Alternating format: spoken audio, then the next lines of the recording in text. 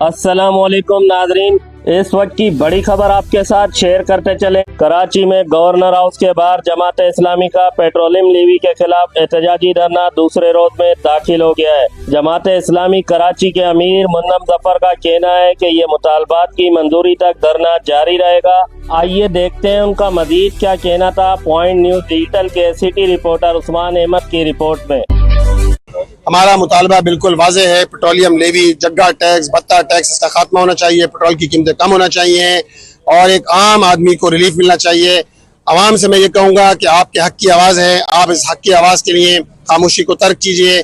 आइए governor house पर धरने में शरीक होइए। आज इंशाअल्लाह ताला 3 बजे ख़वातीन, शहर कराची की ख़वातीन बड़े पैमाने पर इस धरने के अंदर इंशाअल्लाह ताला शरीक होंगी और एक आम आदमी के मसले को लेकर जमात इस्लामी खड़ी हुई है। मैं पॉलिटिकल वर्कर से कहता हूँ कि देखिए, पेट्रोल की कीमतों में इजाफा हर एक का मसला है, सिर्फ जमात इस्लामी का या हाफिज नईम उर रहमान का मसला नहीं है। लिहाजा आप निकलें, अपने हक के लिए आवाज बुलंद करें और इन हुक्मरानों को इस बात पर मजबूर कर दें कि ये भत्ता टैक्स खत्म करें।